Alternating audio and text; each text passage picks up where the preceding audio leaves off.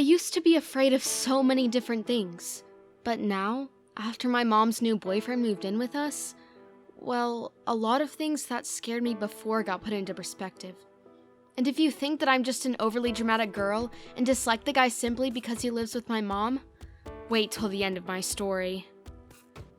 It started about a week ago, when my mom, who was acting a little nervous, introduced me to Clint, her new boyfriend. By that time, I had already heard a lot about him, but finally meeting him was a shock. The thing is, my mom is a very classy middle-aged woman. She dresses elegantly. She has a stable office job and is well respected there. And Clint? He turned out to be a 20-something-year-old grungy-looking guy covered with weird tattoos. And his hair? Well, it probably hadn't been washed in years. I looked at them in awe. They seemed like the weirdest couple you could possibly picture. But my mom was clearly in love and happy with him.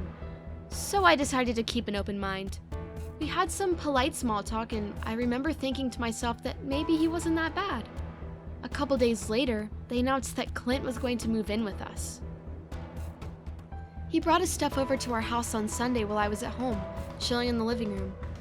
I noticed something weird in the box of his things, and even though I'm not a snooper or anything, I thought that maybe it wouldn't be bad if I took a closer look. After all, he left it right in the middle of the room for everyone to see. I made a step toward the box and picked up the thing that caught my attention. It was a black ceramic goat skull with a golden pentagram before the horns.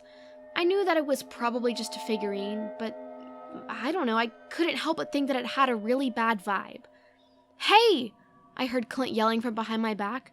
"Don't you dare touch my stuff!" Startled by him, I accidentally dropped the skull.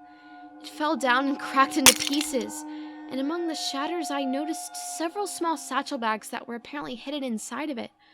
I bent down to pick it up, but Clint stopped me. He grabbed my wrist and turned me around. His eyes were burning with rage. "I'm sorry, I didn't mean to," I said. "Silence!" he hissed angrily. "You must never touch my stuff, do you understand me?"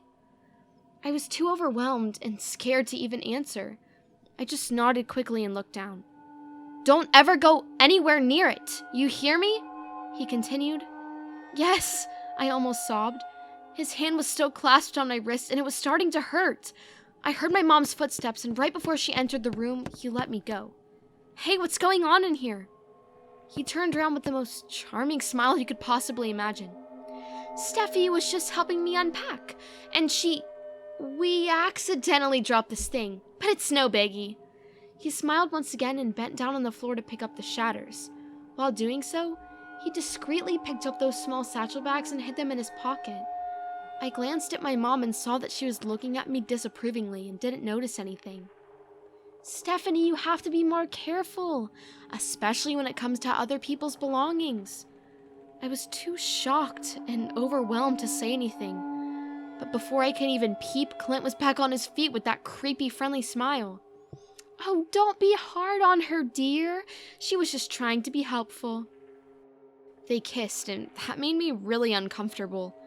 I blushed and looked down. After a second, my mom pulled away from Clint. "Okay, you two keep bonding. I'm gonna go make us some lunch." The second she left the room, as if turned off by a switch, Clint's smile disappeared immediately. He looked at me with anger, almost hatred, and went back to unpacking his things. I wanted to leave and go up to my room, but as soon as I made a step towards the stairs, he turned around. "Where do you think you're going?" She wants us to bond."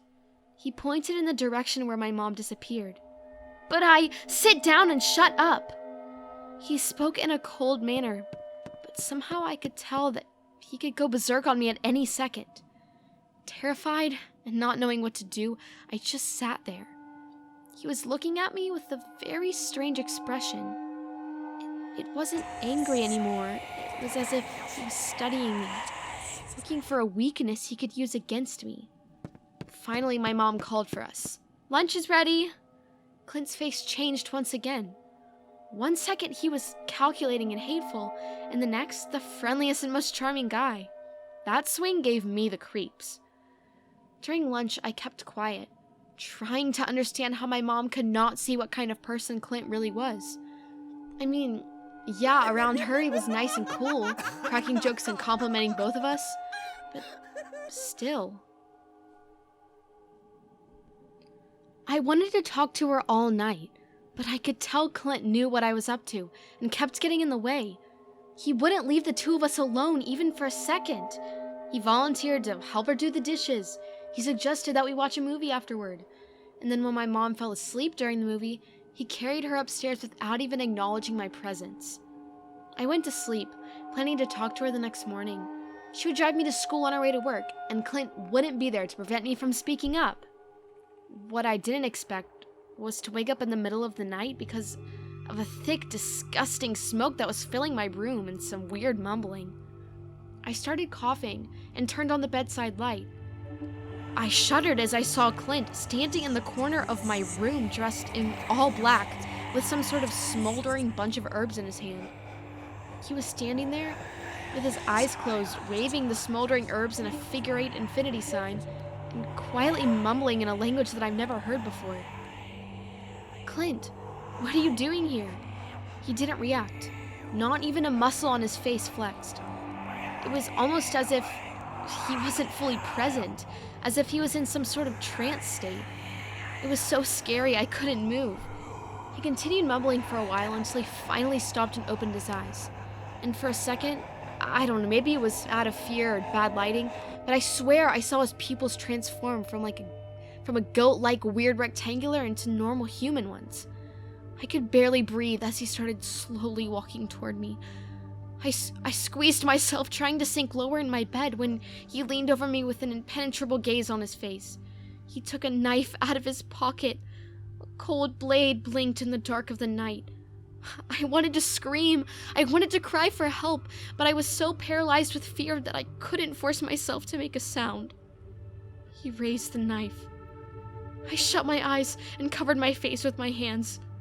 I thought I was going to die. I thought he was going to stab me, but instead, I felt drops of some warm liquid fall on top of my head. I opened my eyes and looked up. Clint was standing near me with his arm cut deeply, and he was pouring his blood over my head. I froze. What kind of psycho would do that? Why would anyone do that? He took a bandage out of his pocket and stopped the blood. Then he closed his eyes and once again mumbled something in that unknown language. And then he just opened his eyes and walked towards my door. I was shaking, confused, terrified, absolutely overwhelmed with everything that had just happened. "Clint!" I sobbed. He stopped and calmly looked at me. "What did you just do?" "I cursed you," he told me in a composed manner, as if sharing a piece of common knowledge. "Now if you say anything bad about me to your mom, both of you will die, slowly and painfully. Nighty-night now." He turned off my lights and left the room. I sat there, in the dark, trying to wrap my mind around what just happened, but I couldn't. I was numb and stupefied. The sun came up, and soon after my alarm went off. Automatically, I turned it off and went to go take a shower. After that, I went downstairs and had breakfast with my mom and Clint, who acted as if nothing weird had happened. My mom drove me to school as usual. When she stopped to drop me off, she looked at me and asked, "Hey, honey, are you feeling okay? You've been so quiet all morning." I wanted to tell her everything. I wanted to warn her about Clint. But what if that psycho was telling the truth? I mean, I know it sounds crazy, but... Yeah, Mom, I'm fine. Just a little sleepy. "Oh, okay, hun. Have a good day at school." I got out of the car and watched her drive away, lost and unsettled. What should I do now?